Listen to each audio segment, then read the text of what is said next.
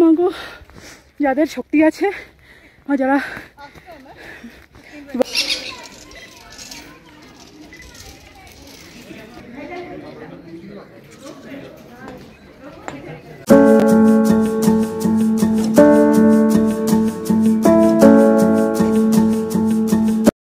নমস্কার বন্ধুরা, তুলিস ওয়ার্ল্ডের আরও একটি নতুন ভিডিওতে তোমাদের সবাইকে স্বাগত। আশা করি তোমরা সবাই খুব ভালো আছো। ঈশ্বরের আশীর্বাদে আমিও খুব ভালো আছি। পেলিং ভ্রমণের দ্বিতীয় দিনে আমাদের প্রথম গন্তব্যস্থল ছিল খেচিপেরি লেক, তারপরে কাঞ্চনজঙ্ঘা ওয়াটারফলস, তারপরে ঘুরে নিয়েছি স্কাই ওয়াক। সেই ভিডিওগুলো অলরেডি আমার চ্যানেলে আপলোড করা হয়ে গেছে, তোমরা দেখে নিও। আমি লিঙ্কটা ডেসক্রিপশন বক্সে দিয়ে দেবো। স্কাই ওয়াক দেখার পরে আমরা পেলিংয়ের হোটেলেই ফিরবো। তো তার আগে দেখে নেব বার্ড পার্ক আর রাবদান্স রুইন্স, সাথে উপরি পাওনা পেবায়ংটাসে মঠ, যেটা পেলিং থেকে মাত্র 10 কিলোমিটার দূরে অবস্থিত। চলে এসেছি আমরা সিটকিয়ং টুলকু বার্ড পার্কের সামনে। এই পার্কের মধ্যে রয়েছে বিভিন্ন প্রজাতির পাখি। পার্কের এন্ট্রি ফি 100 টাকা পার হেড।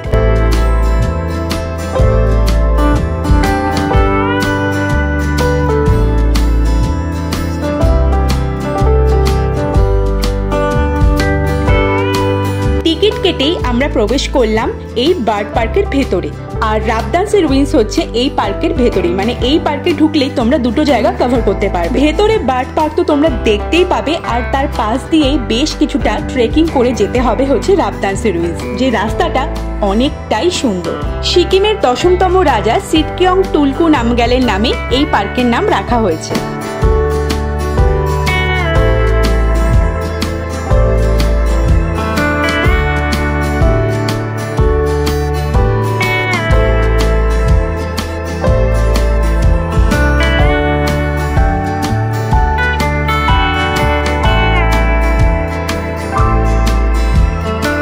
পার্কের মধ্যে ঢুকতেই তোমাদের চোখে পড়বে অসাধারণ সুন্দর প্রকৃতির দৃশ্য, আর চারিদিক থেকে ভেসে আসবে নানান রকম পাখিদের ডাক।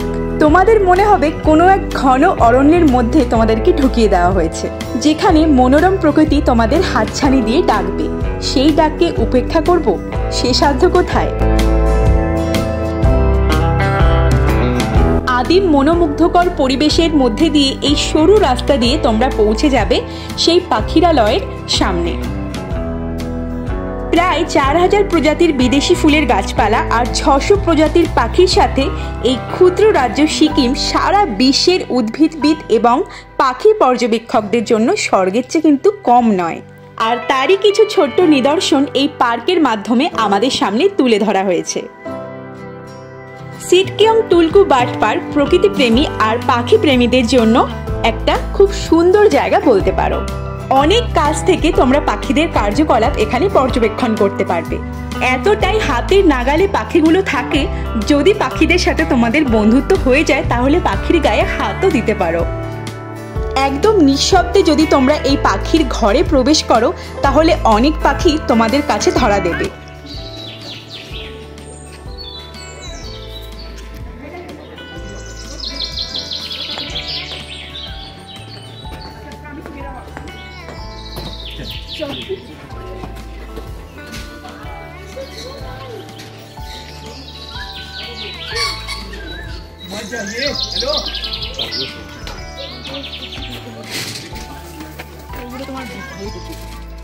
এর ভেতরে তোমরা অনেক প্রজাতির পাখি দেখতে পারবে। অবশ্য এখানে পাখিদের নামও লেখা রয়েছে, যেখানে যে পাখি রয়েছে সেখানে সেই পাখির নাম দেওয়া রয়েছে। তাও আমি কয়েকটা পাখির নাম বলে দিচ্ছি যেগুলো তোমরা এখানে দেখতে পাবে। তো তার মধ্যে রয়েছে গ্রেট রিপস, green imperial, pigeons, turtle doves, whiskered yuhinas, Kalij pheasant, আরও অনেক প্রজাতির পাখি এখানে দেখতে পাবে। পার্কটি কিন্তু অনেক বড়। হাতে সময় নিয়ে অবশ্যই এই পার্ক দেখতে হবে। অবশ্যই সময়ের আগে, বিকেল 4টের পরে এই পার্ক বন্ধ হয়ে যায়। তার আগেই তোমাদেরকে এই পুরো পার্কটা কভার করতে হবে। আমরা খুব কম সময়ে এই পার্কটা দেখেছি। অবশ্য পুরো পার্ক আমাদের দেখা হয়নি, কারণ হাতে সময় কম ছিল। ওদিকে রাবদান্স রুইন্সও যেতে হবে, যেটা অনেকখানি ট্রেক করে যেতে হয়। তো যেহেতু সন্ধে হয়ে আসবে ওই জন্য আমরা এখানে অতটা সময় দিইনি। 15 থেকে 20 মিনিট খুব তাড়াতাড়ি এই পার্কটা দেখে আমরা এখন চললাম রাবদান্স রুইন্সের পথে, যেটা এই পার্কের পাশের রাস্তাটা দিয়েই যেতে হয়। রাবদান্সের রুইন্স যেতে হলে তোমাদের এই জঙ্গলের রাস্তাটা ধরেই সোজা এগিয়ে যেতে হবে। রাস্তাটা কিন্তু খুবই খাড়া, তাই পৌঁছাতে একটু কষ্ট আর অনেকখানি সময় তো লাগবেই। তবে চারিদিকের এই ঘন জঙ্গলের মধ্যে দিয়ে আসা ঝিঝি পোকার ডাক আর এই নিস্তব্ধতা শারীরিক কষ্টের ওপর নরম পালক বুলিয়ে দেওয়ার মতো।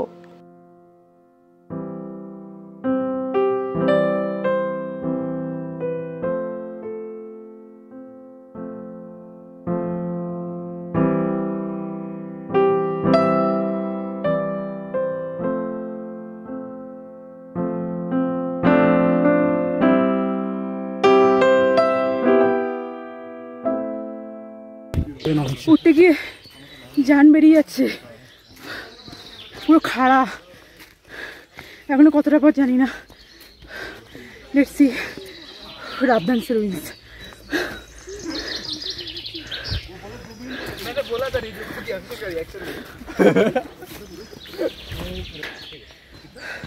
তবে ভালো লাগছে, ঘন জঙ্গলের মধ্যে দিয়ে অজানা পথে হেঁটে চলেছি।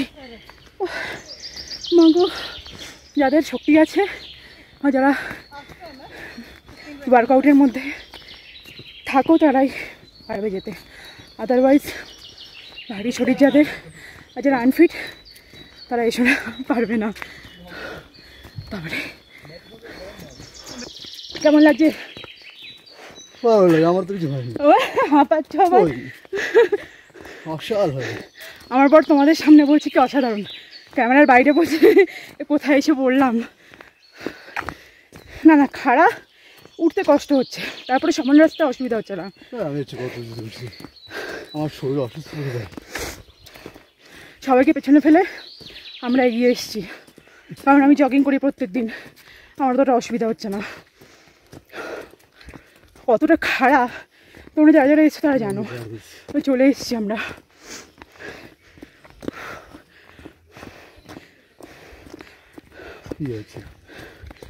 সুন্দর জায়গা। এখন ওদিকে যেতে হবে, তো একটু উপরে উঠতে হবে। তো তোমরা দেখো, দেখাই তোমাদের। রাবদান্সের রুইন্স বা রাবদান্সের ধ্বংসাবশেষ হল প্রত্নতাত্ত্বিক স্থান, যা সিকিমের গৌরবের গল্প বলা চলে। 1814 খ্রিস্টাব্দ পর্যন্ত এটি সিকিমের দ্বিতীয় রাজধানী ছিল, যা কিনা সিকিমের দ্বিতীয় রাজা দ্বারা প্রতিষ্ঠিত হয়েছিল। পরবর্তীতে 18 শতকে নেপালি আক্রমণের পর প্রাসাদ আর মঠ কমপ্লেক্সটি ধ্বংস হয়ে যায় আর ধ্বংসস্তূপে পরিণত হয়।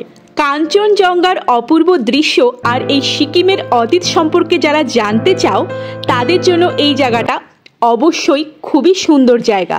রাবদান্সের রুইন্সের সামনে আসতেই এখানকার গাছগুলোর গায়ে লেগে থাকা শ্যাওলা আমাদের স্বাগত জানালো।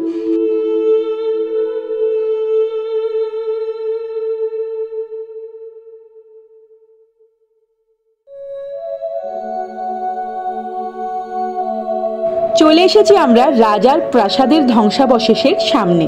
সিঁড়ি দিয়ে ওপরে উঠতেই চোখে পড়ল প্রাসাদের ধ্বংসাবশেষ এখানে ওখানে ছড়িয়ে ছিটিয়ে রয়েছে, যা অনেক পুরনো ইতিহাস বহন করে নিয়ে আসছে এ যাবৎকাল। আর এই ধ্বংসাবশেষকে ঘিরে রয়েছে এখানকার প্রাকৃতিক সৌন্দর্য।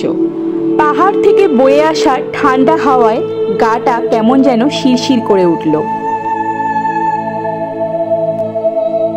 ধ্বংসস্তূপের প্রত্যেকটা ইট জানান দিচ্ছিল এখানকার ইতিহাসের অনেক গল্পকথা।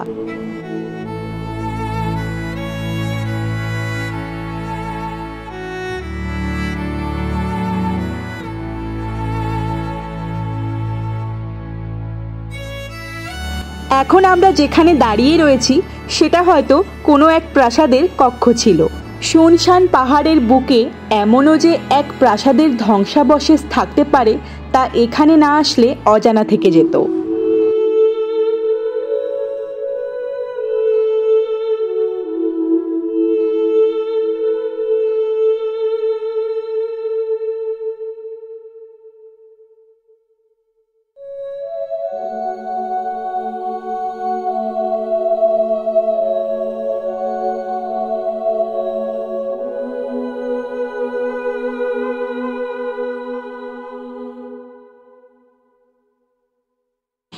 এখানেই নাম ফোগাং নামে পরিচিত 3টি দাঁড়িয়ে থাকা পাথরের সিংহাসন, যেটা তোমরা ছবিতে দেখতে পারছো, সেটা দেখতে পাওয়া যায়, যেখানে বিচারকরা চূড়ান্ত রায় ঘোষণা করতেন।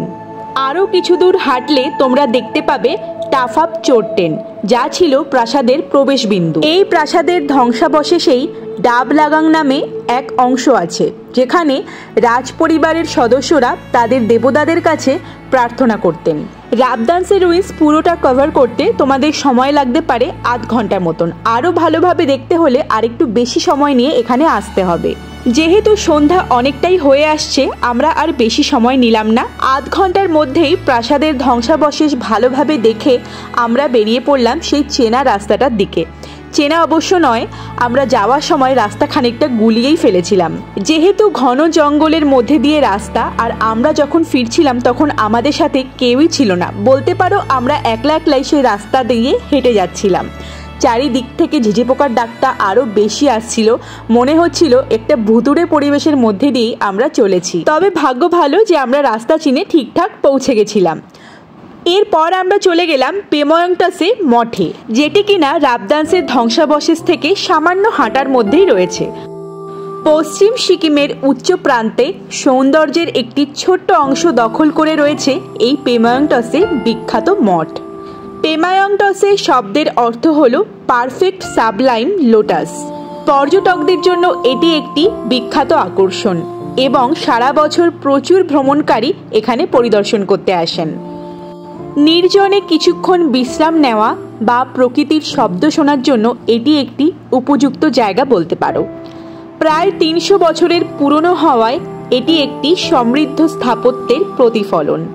3 তলার এই মঠটিতে পদ্মসম্ভব সহ সাধু আর অনেক বৌদ্ধদের মূর্তি রয়েছে বেশ কিছু প্রাচীন মূর্তি আর ধর্মগ্রন্থ। মঠের প্রধান প্রার্থনা হল নানা রকম পেন্টিং দিয়ে সজ্জিত এবং দরজা আর জানলাগুলো ঐতিহ্যবাহী তিব্বতী নকশায় সুন্দরভাবে আঁকা হয়েছে। পেমায়ংটাসে মঠ দেখে আমরা পৌঁছে গেলাম আমাদের হোটেলে। তখন 4:30 মতো ঘড়িতে বাজে। খাবার যে পাবো এই আশাটা একদমই ছিল না, কারণ আমাদেরকে বলা হয়েছিল যে দুপুরের লাঞ্চটা আমরা পাবো না এসে, কিন্তু হোটেলের স্টাফগুলো এতটাই ভালো যে আমাদের জন্য খাবার ওরা রেখে দিয়েছিল। যাওয়ার সাথে সাথেই গরম গরম খাবার ওরা পরিবেশন করে দিল। 4:30 সময় আমরা দুপুরের লাঞ্চ সারলাম। লাঞ্চে ছিল গরম গরম ভাত, লাউয়ের ঘন্ট, ডাল আর মাছের একটা ঝোল। যেহেতু খিদে পেট ছিল, ওই জন্য রুদ্ধশ্বাসে আমরা সব খাবার শেষ করে দিলাম নিমেষেই। ভালো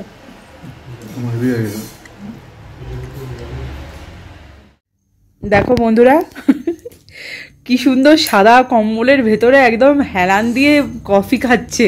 তাও আবার কি স্টাফ এসে কফি করে দিচ্ছে, সে আবার ধরিয়েও দিচ্ছে। মানে আর কত রাজার হালে থাকবে বলো তো। অনেক ভাগ্য করে জীবনে প্রথম কম্বল গায়ে দিয়ে অর্ধেক। কিন্তু এটা তো দিনের জন্য, তারপর তো আবার সেই চেনা ছন্দে ফিরে যেতে হবে। রাজা হয়ে তারপর না আবার সেই পূজা হয়ে যাবে। আজকে কিরকম ঘুরলে সেটা বলো একটুখানি। পেলিং এর দ্বিতীয় দিন তোমার কেমন কাটলো?